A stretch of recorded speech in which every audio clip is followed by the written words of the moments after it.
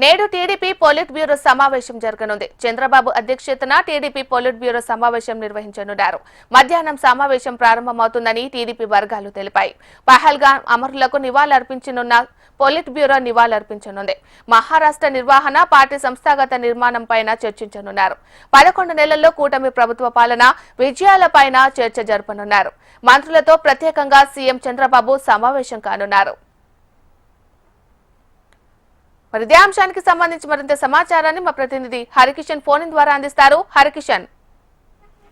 Good morning Meenakshi. ప్రధానంగా Telugu Desam party జాతీయ అధ్యక్షులు రాష్ట్ర ముఖ్యమంత్రి చంద్రబాబు నాయుడు అధ్యక్షతన ఈ రోజు టీడీపీ పాలిట్ బ్యూరో సమావేశం జరగబోతోంది. అయితే ఇది ముందస్తుగా అందరూ కూడా ఉదయం జరుగుతుంది అనుకున్నారు, కానీ కొన్ని అనివార్య కారణాల వల్ల మధ్యాహ్నం నుంచి కూడా కొనసాగుతున్నట్లుగా కూడా పార్టీ వర్గాలు వెల్లడిస్తున్నాయి. అయితే ముఖ్యంగా మహానాడు నిర్వహణ అంటే టీడీపీ వ్యవస్థాపక అధ్యక్షులు డాక్టర్ నందమూరి తారక రామారావు జన్మదినాన్ని పురస్కరించుకొని ప్రతి ఏడాది కూడా టీడీపీ పసుపు పండుగను అత్యంత ఘనంగా నిర్వహిస్తుంది.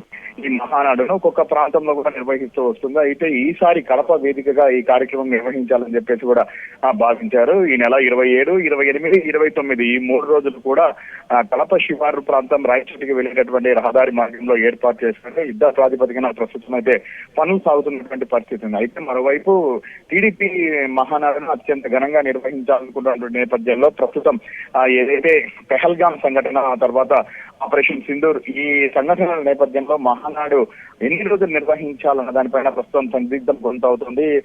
ఇటీవల ఈ ఆపరేషన్ సింధూర్ సంబంధించిన దాంతో జవాన్ మురళీ నాయక్ చనిపోవడం కూడా జరిగింది. సో ఆయన అంత్యక్రియలో మంత్రులు కూడా పాల్గొన్నారు. సో ఇటువంటి సిచ్యువేషన్ లో మహానాడు లాంటి సంబరాలు జరుపుకోవడం ఎటువంటి సంకేతాలు వెళ్తాయన్నటువంటి ఆలోచన కూడా చేస్తున్నట్టు అనే ఒక ప్రచారం అయితే సాగుతుంది. కానీ దీని మీద ఇంతవరకు పార్టీ ఎటువంటి అధికారిక నిర్ణయం అయితే వెల్లడించలేదు. సో ఈ రోజు పాలిట్ బ్యూరో సమావేశంలో చర్చించి మహానాడును 3 రోజులు నిర్వహించాలా లేదా 2 రోజులు కుదించాలనే దానిపైన కూడా ఒక ప్రకటన వెలువడేటటువంటి అవకాశం ఉందని చెప్పేసి కూడా అందరూ భావిస్తున్నటువంటి పరిస్థితి ఉంది. మరోవైపు ఐటీ శాఖ మంత్రి నారా లోకేష్ పాలిట్ బ్యూరోకు ఎక్స్ అఫీషియల్ సభ్యులుగా ఉన్నారు. ఆయన పాలిట్ బ్యూరో సమావేశానికి ముందుగానే మంత్రులతో, పార్టీలోని సీనియర్ నేతలతో, ముఖ్య నాయకులతో కూడా సమావేశం నిర్వహించేటటువంటి అవకాశం ఉంది. ఎందుకంటే ఇప్పటికే పార్టీకి సంబంధించినటువంటి గ్రామ స్థాయి నుంచి కూడా కమిటీలపై పూర్తి స్థాయిలో దృష్టి సారించాలని చెప్పేసి కూడా గత పాలిట్ బ్యూరోలో తీర్మానం చేశారు. కానీ ఇప్పటి వరకు కూడా ఆశించిన స్థాయిలో అవి అమలు కాలేదు. సో దానికి సంబంధించి ఎటువంటి నిర్ణయాలు తీసుకోవాలన్న దానిపైన కూడా పాలిట్ బ్యూరో సమావేశానికంటే ముందుగా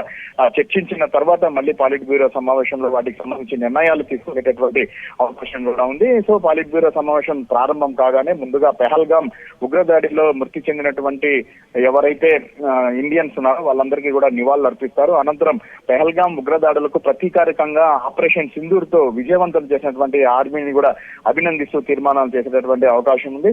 మరోవైపు మంత్రి మండలికి సంబంధించి అంటే ఇటు క్యాబినెట్ ఎవరైతే హోదాకు సంబంధించి ఉన్నారో అంటే పార్టీలోని లాయల్ గా పనిచేసినటువంటి కార్యకర్తలు వారందరికీ కూడా నామినేటెడ్ పదవులు ఎవరికి ఏ హోదా ఇవ్వాలన్న దానిపైన కూడా ఈ రోజు చర్చించేటటువంటి అవకాశం కూడా లేకపోలేదు.